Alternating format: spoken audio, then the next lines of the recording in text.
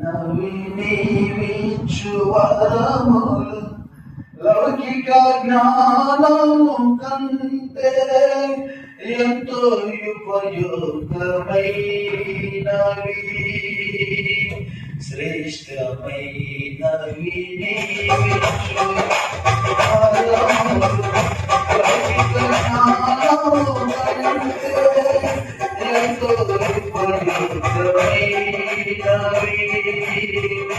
నిశ్రేష్టమైన పరిచయలకై, నిశ్రేష్టమైన పరిచయలకై కృపావరములతో అలంకరించితివి,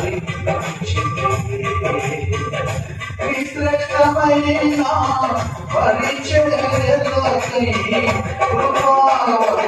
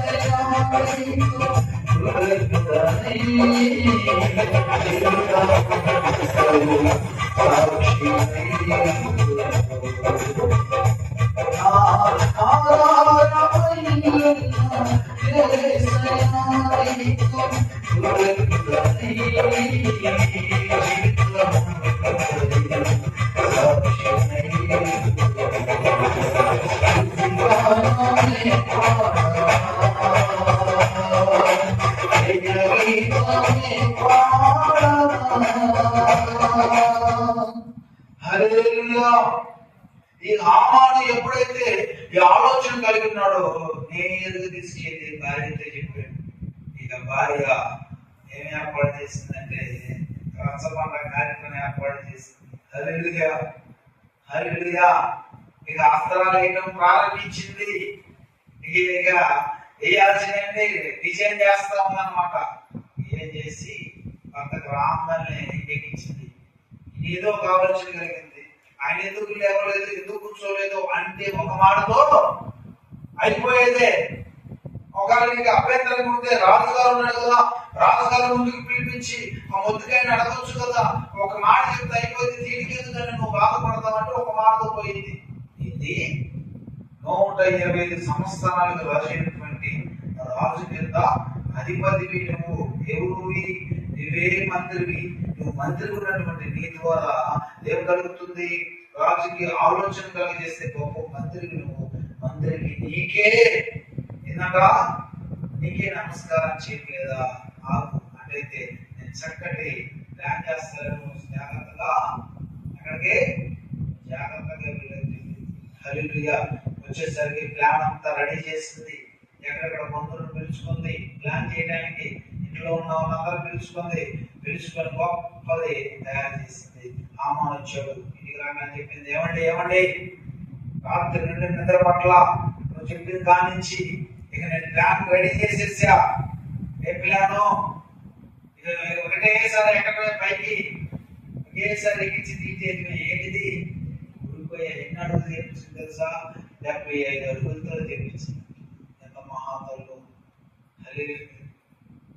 ఎందుకంటే మనం తిరుగుతుంటే చుట్టుపక్కల మొత్తం చూడాలన్నట్టుగా, ఆ పట్టణంలో గొప్పగా చూడాలన్నట్టుగా చెప్పించింది. ఏంటిది? ఎప్పుడు రాత్రికాల సమయంలో నిద్ర పట్టడానికి కావాలి.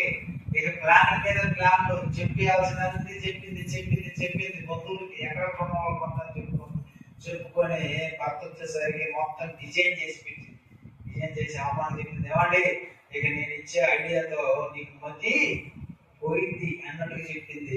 ఏదమ్మా చెప్పమ్మా సగం కళ్యాణంగానే ఇక చెప్పింది. ఇకమ్మా ఇట్ట కాదండి, ఇట్లా తీసుకొచ్చి 10 రోజులు వేస్తే పెట్టిన దరిద్రం పోయింది అన్నట్టు చెప్పింది. ఏదైతే చెప్పిందో ప్లాన్ చేసినట్లుగా పథకం ప్రకారం అన్ని రెడీ చేయించింది. ఏం చేసింది? పథకం ప్రకారము అన్ని రెడీ చేసింది. ఎవరు ఇంట్లో పాత్రలు కూడా ఇంట్లో వాళ్ళని సలహాలు తీసుకున్న వాళ్ళందరూ కూడా పాత్రలు తీసుకొని అందరూ కలిసి తయారు చేశారు. గొప్ప ఊరుకోయి కానీ దేవుడికి దూరం మీదకి వచ్చింది. ఎవరు తీసుకున్నా ఎవరు పడతాడు చెప్పాలి. దేవుడు ఏ పంట విత్తనో ఆ పంటే వస్తాడు. నీ నోటి ద్వారా కపటమైన మాటలను చెబుతూ ఉన్నావా, ఆ కపటమైన మాటల చేత నీకు శిక్ష వస్తుందని దేవుని యొక్క వాక్యము తెలియపరుస్తుంది. మోసకరమైన మాటలు చెబుతున్నావా, నువ్వు పైన మాటలు చెబుతున్నావా, నీలో యథార్థత ఉండాలి. దేవుడు నాకు వాక్యం తెలియపరుస్తుంది. నీలో యథార్థమైన మాటలే పలుకాలి. మనిషి లేనప్పుడు అవసరం ఉన్నా అవసరం లేనట్టుగా అవసరాలు నువ్వే తీర్చేదన్నట్లుగా నువ్వు పైన మాటలు చెప్పడం నీకు తగినది కాదు. ఒకరు లేనప్పుడు ఒకరి మీద వ్యర్థమైన మాటలు పలకడం నీవు చేయకూడదే చేయకూడదు. కపటమైన ఆలోచన ఒకవేళ నీ దగ్గరికి పెద్దదానివాడో లేదా నీ దగ్గరికి సహోదరుడు అనో లేకపోతే నువ్వు బంధువు అనో లేకపోతే అన్నమానో ఒకవేళ వారి కుటుంబంలో ఉన్న బాధని షేర్ చేసుకోవడానికి వాడికి ఏదో మనసుకి ఏదో గాయపరచబడింది, వాడు మనసు ఏదో నెమ్మది లేదు, కుటుంబంలో ఏదో సమాధానం లేదు, నీ దగ్గరికి వస్తే ఓదార్స్తే వాడు అనుకుంటున్నాడు నా అన్నతో అయినా నా యొక్క అమ్మతో అయినా నా యొక్క బంధువుతో అయినా నా యొక్క పెద్దామలే అని చెప్పేసి చెప్పుకుంటే నా బాధ ఏమైనా కొద్దిగా తొలగిద్దేమో, ఈ మార్గంలో ఆమె అనుభవపూర్వకంగా ఆయన అనుభవపూర్వకమైన మాట నాకు చెప్తే నా కుటుంబాన్ని నేను సరి చేసుకోవచ్చేమో అని చెప్పేసి అతను బలహీనతల్ని తీసుకొచ్చి ఏం చేస్తామంటే ఆయనకి ఏంటిది ట్రాన్స్పోర్ట్ వాడేదో ఒక బలహీనత తీసుకొస్తే 60 ఏళ్ళకి చక్కగా పలనోడు అదంట పలనోడు కొడుకు పోయింది. మనం అనుకుంటాం వాడు కూడా సర్వం అయిపోయింది, పతనం అయిపోయింది అని చెప్పేసి ఏమేం చేసిందంటే చెప్పకూడదు అందరికి నువ్వు అలాంటి చాటి పెళ్ళని చెప్పారా దేవుడు ప్రేమ అందుకే ఒక చక్కని పాట ఉంది. 3 నాళ్ళ ముచ్చటి కోసం ఈ మనిషి పడే తపన చూడరా, 3 నాళ్ళ ముచ్చటి కోసం ఈ మనిషి పడే తపన చూడరా, నీటి బుడగలాంటి జీవితం ఏనాడో ఎప్పుడు ఆరిపోతామో తెలియదు. ఎప్పుడు ఈ ఊపిరి వదిలి ఈ యొక్క మధ్యమైనటువంటి ఈ యొక్క శరీరాన్ని విడిచి ఎప్పుడు వెళ్ళవలసిన పరిస్థితిలో వచ్చిందో తెలియదు. కనుక ఉన్నప్పుడు నీ నోరు చాలా జాగ్రత్తగా ఉండాలి. నీ మాటల చేత అనేకులను బలపరిచేవాడే ఉండాలి, కానీ అనేక కుటుంబాలను నాశనం చేసేటట్లుగా, అనేక జీవితాలను విడదీసేటట్లుగా, అనేక బ్రతుకుల్లో శాపాన్ని పోసేటట్లుగా నీ మాటలు ఉండకూడదని దేవుని యొక్క వాక్యము తెలియపోతుంది. కనుక పిల్లరా ఆత్మీయంగా ఉన్నటువంటి నీ జీవితంలో యథార్థమైన మాటలు మాత్రమే పలకాలి. ఉంటే ఉన్నదని చెప్పు, లేకపోతే లేదని చెప్పు.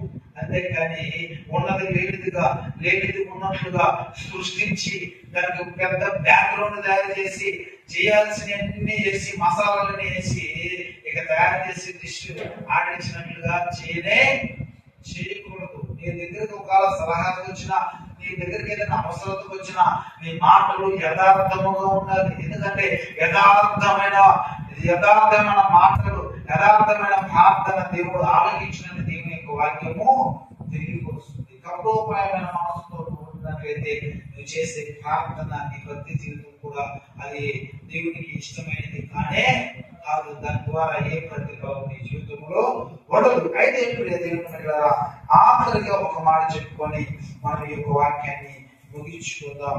సామెతల గ్రంథము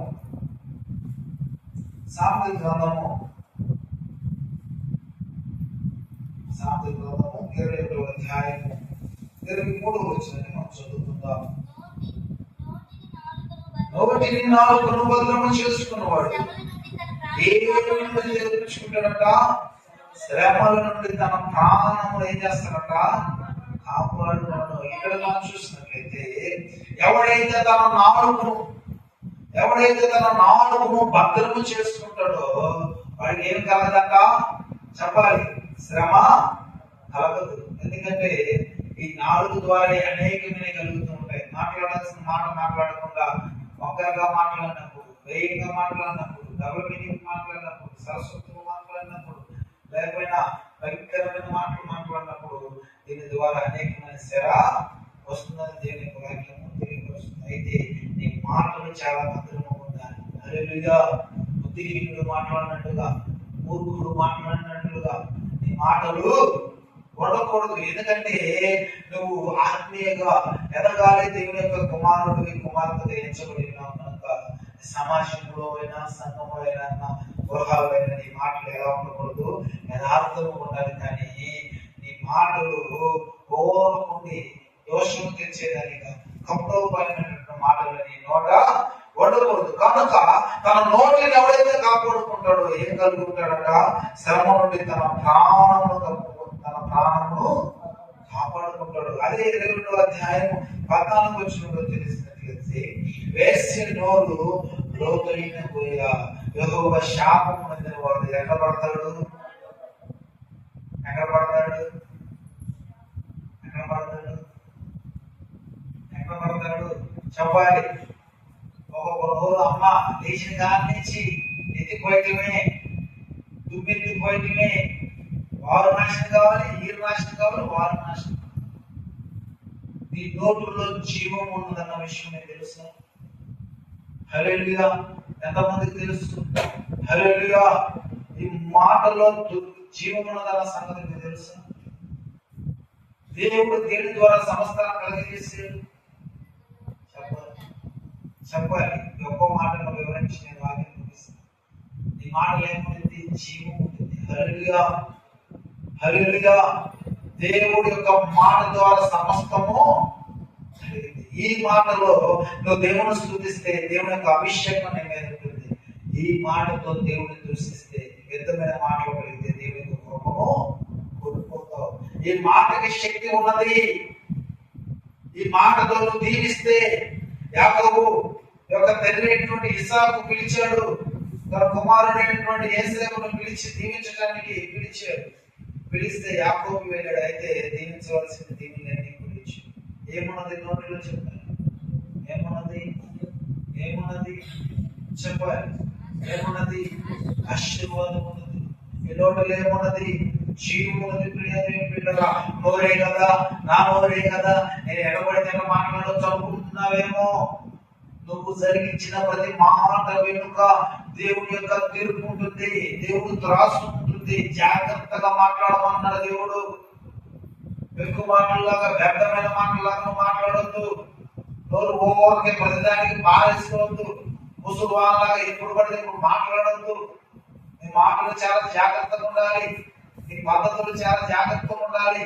నీ మాటలు ఒకరిని ఆదరించేందుకు ఉండాలి, ఒకరిని ప్రోత్సహించేందుకు ఉండాలి, ఒకరిని దీవిన మాటలు నీ నోట రావాలి. కానీ వ్యర్థమైన మాటలు నీ నోట పలుకడానికి ఆస్కారము లేదు. ఎందుకంటే నీ నోట దేవుడే ఉంచాడు, ఆశీర్వాదాన్ని ఉంచాడు. ఎందుకు దినవాక్యం చదవమంటుందంటే దేవుని బిడ్డలారా, దేవుని యొక్క మాటలను ఎప్పుడైతే ఉచ్చరిస్తావో, ఎప్పుడైతే దేవుడిని స్మరిస్తావో, ఎప్పుడైతే నీ నాలుగుతో దేవుని సన్నిధిలో ఒప్పుకుంటావు, దేవుని బిడ్డలారా, ఆయన యొక్క శక్తి చేత నువ్వు నింపబడతావు, ఆయన యొక్క ఆశీర్వాదం చేత నువ్వు దీవించబడతావు. అందుకే నీ నోటిలో ఏముంటుంది? కొంతమంది ఉంటారు, గడుపుకుంటున్న పిల్లలే, కోపం వస్తే తిట్టు కాదని నేను అట్లా అంటే నేను నాశనం అయిపోవాలను అని చెప్పి ఏమైపోవాలంట? ఎవరిని? నీ కడుపు. ఎందుకంటే తల్లిదండ్రులు మాటలు వారికి కావలుగా ఉంటుందని దేవుని యొక్క వాక్యం తెలియపరుస్తుంది. ఓ నా కుమారుడా, నీ తల్లి ఉపదేశము వినుము, నీ తండ్రి యొక్క ఉపదేశమును త్రోసివేయకుము. ఎందుకంటే అవి నీకు సొగసైన మాలికగా ఉంటాయి. అవి నీకు త్రోవలో వెళ్ళినప్పుడు అవి నీకు దీవెనకరంగా ఉంటాయి, నిన్ను బలపరిచేదిగా ఉంటాయి. నా కుమారుడా, నీ తండ్రి యొక్క ఉపదేశమును మరొకము అని దేవుని యొక్క వాక్యము తెలియపరుస్తుంది. తల్లిదండ్రుల నోటి నుండి వచ్చే మాట బిడ్డలకి ఆశీర్వాదము. మరి నువ్వే శపిస్తే బిడ్డల భవిష్యత్తు ఏమో. నువ్వే బిడ్డల కొరకు ప్రార్థన చేసే మనస్తత్వం కలిగి ఉండాల్సిన నీవే లేచిన కానించి నీవే నాశనాన్ని కోరుకుంటే నీ కుటుంబం పతనంలోకి వెళ్ళడానికి ఇక సందేహం ఏమీ ప్రార్థన, నీ ఆశీర్వాదము బిడ్డలకి కావలి ఉంటుందని దేవుని యొక్క వాక్యము తెలియవస్తుంది. కాబట్టి నీ నోరు లేకుండా కూడా చెప్పాలి. ఏమన్నాగా జాగ్రత్తగా మాట్లాడాలి. హల్లెలూయా. నోరు ఉండాలంటే నోరుకి ఇష్టం వచ్చినట్టుగా మాట్లాడడానికి అవకాశము లేదు. ఈ మాట చక్కగా చెబుతుంది. ఎవరు 37వ అధ్యాయంలో మనం చూసినట్లయితే ఏమంటుంది ఒకసారి చూడండి. జ్ఞానము కలిగిన తన నోరు తెచ్చును, కృపగల ఉపదేశాన్ని అనుబోధించును. ఎవరు? గుణవతి అయినటువంటి భార్య. ఎవరేమా? జ్ఞానము కలిగినటువంటి భార్య. యెహోవా ఇచ్చిన దానము. ఆ దానము కలిగినటువంటి భార్య, జ్ఞానము కలిగినటువంటి భార్య జ్ఞానము కలిగిన మాటలు మాత్రమే మాట్లాడింది. బుద్ధిహీనమైన మాటలు మాట్లాడదు, వేశ్యైన మాటలు మాట్లాడదు, జాగ్రత్తగా మాటలు మాట్లాడదు. బుద్ధి మారిన పలికి మారిన వాడు మాట్లాడే మాటలు ఇతరులు కూడా మాట్లాడడు. ఎందుకంటే బుద్ధి లేనివాడు మూర్ఖుడు మూర్ఖమైన మాటలు మాట్లాడతాడు. దైవికమైన భయభక్తులు లేనటువంటి వాడు, దేవుడితో ఎరిగినటువంటి వాడు, దేవుడితో సహవాసము చేసేటువంటి వాడు దైవికమైన మాటలే మాట్లాడుతాడు. ఒకరిని దీవించే మాటలే మాట్లాడతాడు, కానీ ఒకరిని శపించే మాటలు మాట్లాడు. అయితే దేవుని బిడ్డలారా, దేవుని యొక్క వాక్యం తెలియపరుస్తుంది. సామెతల 31వ అధ్యాయం 26వ వచనంలో ఒక సంగతి మాట్లాడబడింది. జ్ఞానము కలిగి ఆమె ఏం చేసిందట? ఓ లెబియాలు కలిగి చెబుతున్న ఉపదేశం. ఒరే, జ్ఞానం కలిగిన స్త్రీని చేసుకోరా, అది ఎంతో విలువైనది. అటువంటి భార్య దొరికితే ఎంతో విలువైనది. ఓ నా కుమారుడు, చాలా జాగ్రత్తగా ఉండాలి. వివాహ విషయంలో చాలా జాగ్రత్తగా ఉండాలి. స్త్రీ విషయంలో చాలా జాగ్రత్తగా ఉండాలి. జ్ఞానము కలిగిన స్త్రీ తన ఇల్లును కాపాడుకుంటుంది. జ్ఞానవంతురాలు తన కుటుంబాన్ని చక్కబెట్టుకుంటుంది. జ్ఞానవంతురాలు తన మాటల చేత తన భర్తని దేవుని యొక్క వాక్యము లేకుండా దేవుడు మందిరానికి నడిపిస్తుందని దేవుని యొక్క వాక్యము తెలియవస్తుంది. మరి నీ నా మాటలు ఈ రాత్రి కాల సమయం ఎలా ఉన్నాయి అవసరం ఆలోచించి ఇక్కడ ఏమో స్థుతిస్తావు. ఇంట్లో పోయి కానించి నీ నోరంతా డ్రైనేజీ అని మన మాట ఏ నోరు యేసయ్యా యేసయ్యా నువ్వు తప్ప నాకు ఈ లోకంలో ఎవరున్నారయ్యా? నినగా ఎవరు లేరా? నేనున్నానంటే అది నీ కొరకే కదా. నా జీవితం నీ కొరకే, నా శరీరం నీ కొరకే, నా బ్రతికే నీ కొరకే. నా దండు లోకాలు ఏమి లేదయ్యా. సమస్యలు నువ్వు ఇచ్చిన కొరపే. నువ్వే దేవుడు బయటికి పోతే పండబోతుడు. కపటమైన మాటలు, నుడుపైన మాటలు, బహుభయంకరమైన మాటలు అవి మనకు తగినవి. అటువంటి మాటలను కలిగి ఉన్నావంటే నీలో ఏమొచ్చిందంటే శాపాన్ని పొందుకుంటావు, తీర్పులో నియంత్రించబడతావు. కనుక ప్రియరా, జ్ఞానము కలిగి మాట్లాడాలి. హల్లెలూయా. ఆమె జ్ఞానము కలిగిన తన నోరును తెచ్చును, కృపగల ఉపదేశము మాత్రమే బోధించును. ఆమె తన ఇంటి వారి నడతను బాగుగా పెట్టిన పని చేయకుండా ఆమె ఏ రోజు కూడా భోజనం చేయలేక. హల్లెలూయా. ఎవరేమా ఏం పని చేయట్లేమో కానీ వార్తలు మోసుకెళ్ళడంలో మాత్రం ఏమనకూడదు, రాజీ ఉండకూడదు. పనికి మాటలైనా పనికి మనం మాట్లాడటానికి అరువుల మీద, సత్రాల మీద, జాడీలాలు, పచ్చి సార్లు ఆడుకుంటా ఆటలు కాడ ఎక్కడెక్కడ అర్థాలు ఎక్కడెక్కడ చెప్పుకోకూడదు. హిస్టరీ అంతా చెప్పుకుంటారు. అవి నీకు తగినవి కాదు. అనుకుంటున్నారేమో నోరే కదా ఇక్కడ మాట్లాడే నోరు చూసేయాలే, ఆ పోలించోడికి తెలుసులే, పక్కనోడికి తెలుసులే, మా ఆయన ఇక్కడ లేదులే, మా మామ ఇక్కడ లేదులే, మా అత్త ఇక్కడ లేదులే, నేను చెప్పిన ఆమె ఎంతదా ఆయన వినపడిందని నువ్వు అనుకుంటున్నావేమో. అలా ఉండొచ్చు, ఉండకపోవచ్చు. ఎవరంటున్నారు? నీ మాటలు జీవము కలిగిన దేవుడు వింటున్నాడు. జాగ్రత్త. దేవుడు నీకు నోరు ఇచ్చింది ఆయన స్తుతించడానికి, హృదయమైన యథార్థమైన మాటలు పలకడానికి, ఒకరిని కృప చేత నీ ఉపదేశము చేత అనేకులను బలపరచడానికి ఈ జ్ఞానము కలిగిన స్త్రీ అంట జ్ఞానము కలిగిన మాటలే మాట్లాడింది. హేళన చేసి మాట్లాడటం కానీ, తగ్గించి మాట్లాడటం కానీ. ఎందుకు? శాల గురించి దేవుడు చెప్పాడు, శాల ప్రతి విషయంలో తన భర్తని ఓ నా యజమానుడా, నీలో ఉందా మాటలు? అలా ఉన్నాయా? రే ఏంది, అయ్యో అమ్మో, అయ్యో ఏంది, ఓ మనిషియా, ఓ మనిషియా, మనిషియా మురగానివా, ఓ దోయ్ రా, హై ఓ తిరుగు పెద్ద, అరే భర్తలు పట్టుకోండి, హై ఓ ఓ ఓ ఓ ఓ రా, హై అదే చెప్పాలి. మాట్లాడాలి, జాగ్రత్తగా ఉండాలి, ఇష్టం ఇష్టం మాట్లాడడానికి లేదు. హల్లెలూయా. గౌరవప్రదంగా ఉండాలి. చాలా ప్రతి విషయంలో తన భర్తని చాలా చక్కగా మాట్లాడుతుంది. ఎందుకంటే ఈనాడు చాలా మనం చెప్పుకోవడానికి ప్రతి విషయంలో తన భర్తని గౌరవిస్తుంది. అయితే ఈ స్త్రీ యొక్క జ్ఞానం కలిగి మాట్లాడుతుంట. జాగ్రత్తగా ఎక్కడ మాట్లాడాలి, నలుగురు ఉన్నప్పుడు ఎలా ఉండాలి, భర్త ఉన్నప్పుడు ఎలా ఉండాలి, సమాజం ఉన్నప్పుడు ఎలా ఉండాలి, బంధువులు ఉన్నప్పుడు ఎలా ఉండాలి, ఎవరి దగ్గర ఎలాగ మాట్లాడాలో జ్ఞానం కలిగి మాట్లాడింది. బంధువుల దగ్గర లేనిపోయి అత్త మీద మామ మీద ఎక్కించాల్సిన ఎక్కించి నాకేం తెలియదు అన్నట్టు చదువుతున్నది కాదు కాదు. తన కుటుంబ విషయాలు ఏది కూడా కోస కూడా బయటికి రానిది. రెండవదిగా ఏ రోజు కూడా వారి యొక్క పరిస్థితులు గమనిస్తూ ఉంటుంది, అబ్జర్వేషన్ చేసుకుంటుంది. పిల్లలు ఎలా ఉన్నారు, భర్త ఎలా ఉన్నాడు, కుటుంబం ఎలా ఉంటుందో ప్రతిదినం కూడా అబ్జర్వేషన్ చేసుకుంటుంది. జాగ్రత్తగా మాట్లాడుతుంది. హల్లెలూయా. ఏనాడు కూడా పని చేయకుండా భోజనము చేయదు. కనుక మన మాటలు జ్ఞానం కలిగిన మాటలు ఉండాలి. చాలా జాగ్రత్తగా ఉండాలి. ఈయన ఎవరు నేను గొప్ప అనుకునేవారు కాదు. ఎందుకంటే మన మాటల్లో దోషం ఉండక మానదని దేవుని యొక్క వాక్యము తెలియపరుస్తుంది. కనుక ప్రియ దేవుని బిడ్డలారా, జాగ్రత్త కలిగి మాట్లాడండి. నోరే కదా అని అనుకోవచ్చు. మాట్లాడిన మాటను బట్టి నీకు ఏం కలిగింది చెప్పాలి. ఏం కలిగింది? మొదటి ఏ మాట చదువుకున్నాం మనం, చదవాలి. మొదటి ఏ మాట చదువుకున్నాం మనం, ఏం కలిగింది? ఏం చేయకూడదంట చెప్పాలి. అదేంటి? నాలుగుతో పాపం అంటే ఇవన్నీ జరిగించడం ద్వారా నీలో తెలియని పాపం అనేది వచ్చు. కనుక ప్రియాదేవుని బిడ్డలారా, జాగ్రత్తగా మాట్లాడాలి. మాటల విషయంలో చాలా జాగ్రత్తగా ఉండాలి. పిలిచే పలుకుల విషయంలో కూడా ఎవరు పడితే ఎట్లా పడితే మాట్లాడతాం, ఎట్లా పడితే తగ్గించి మాట్లాడతాం, విలువ లేకుండా మాట్లాడతాం, వ్యర్థముగా మాట్లాడటం క్రైస్తవులకు తగినవి కాదు.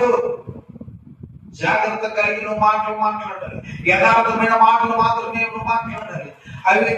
అది యొక్క యథార్థమైన మాటలను మాట్లాడాలి. ప్రతి విషయంలో కూడా ఆ యొక్క మాటల్లో సత్యం ఉండాలి. అబద్ధాలను మాట్లాడకూడదు.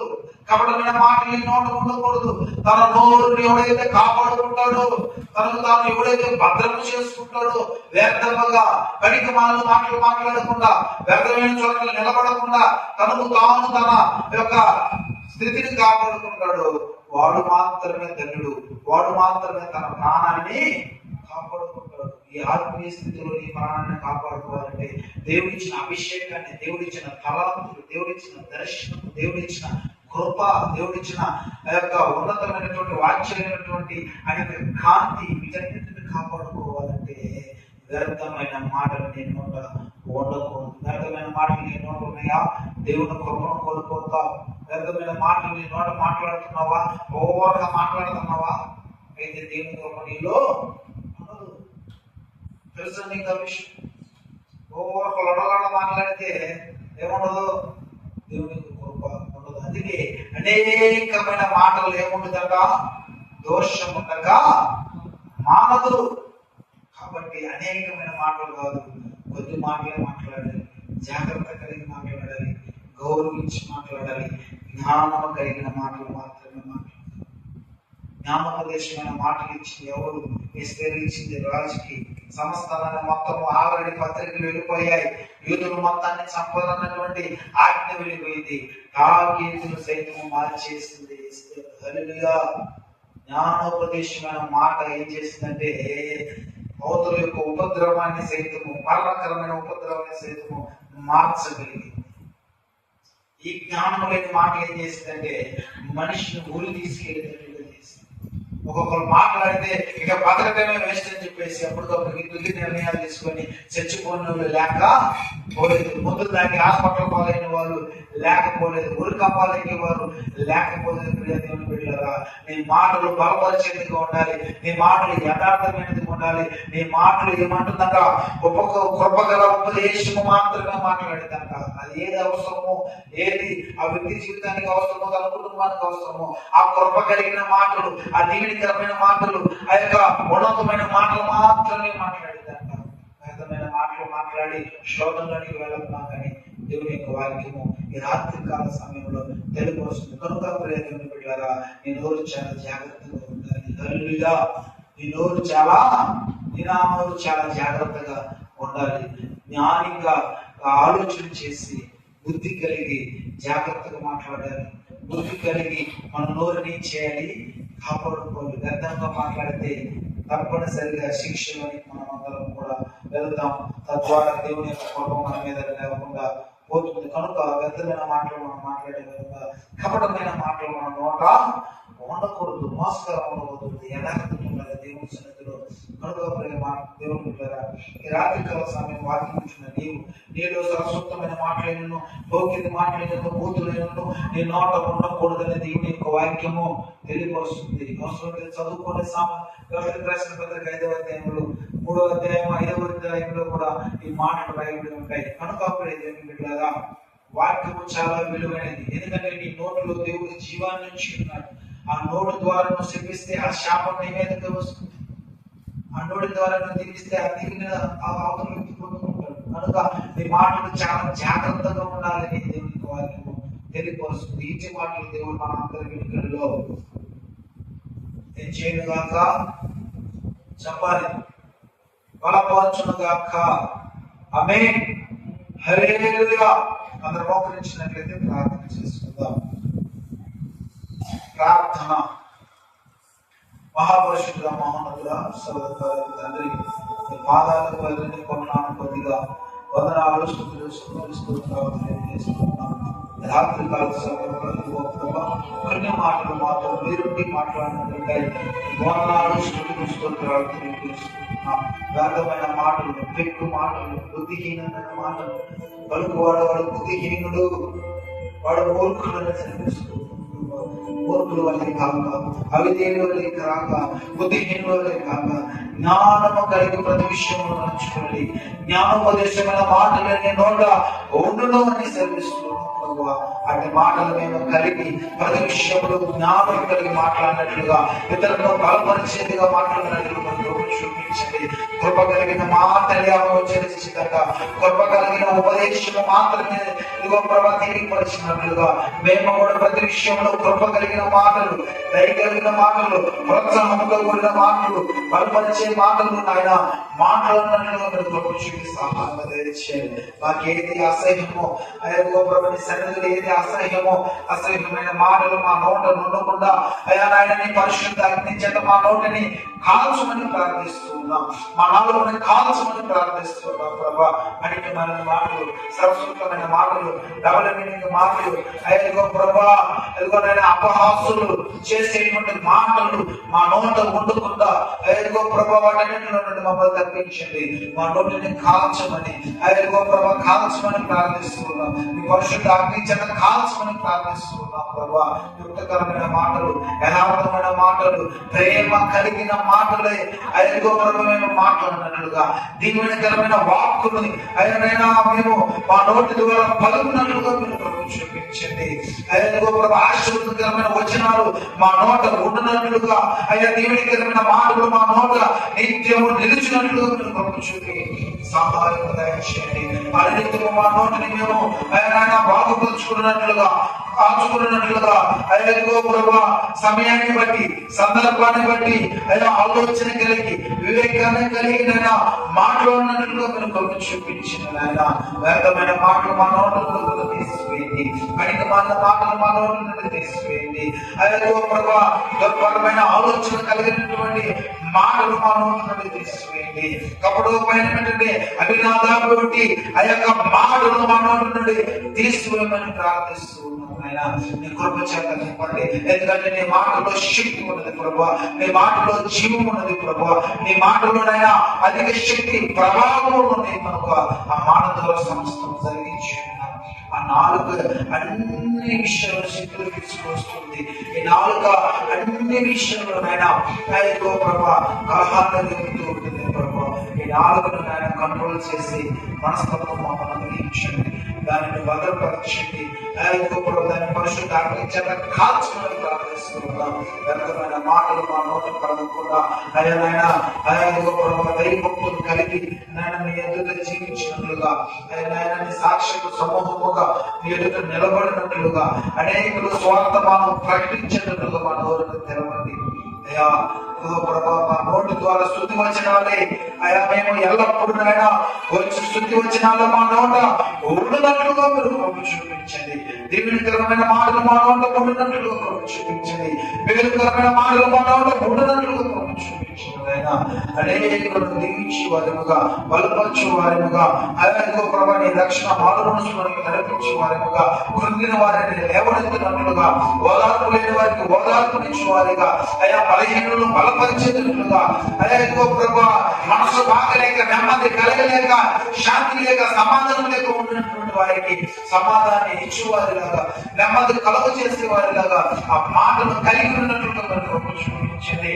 ఆయన గాయపరచబడిన పడిన ఆ గాయాన్ని మానిపే మాటలు నాయన, అయ్యో ప్రభా మానిపే మాటలు నాయన మాట్లాడినట్లుగా ప్రభు చూపించండి. అయా గాయాన్ని మానిపే మాటలు, ఆయా కుటుంబాన్ని కట్టే మాటలు, అయ్యో ప్రభా బ్రతుకులని స్థిరమైనటువంటి అయ్యా పునాది మీద వేసుకునేటట్లుగా కృప చూపించండి. ప్రోత్సాహకరమైన మాటలు మా నోట ఉండునట్టు కృప చూపించండి. సహాయం దయచేయండి. వెలుగుల వలె, భూసముద్రుల వలె, లోకనాథుల వలె నాయనా కించపరిచే మాటలు, అవమానపరిచే మాటలు, దోషణ మాటలు, అయా పెక్కు మాటలు మా నోటి నుండి తీసివేయమని ప్రార్థిస్తూ ఉన్నా. ఈ రాత్రి కావాల్సిన మా నోటిని బాగుగా నాయనని పరిశుద్ధ అగ్ని చేత కాల్చమని మరొకసారి ప్రార్థిస్తూ ఉన్నాను. కృప కలిగిన వచనాలు మా నోట ఉన్నట్లుగా చేయండి.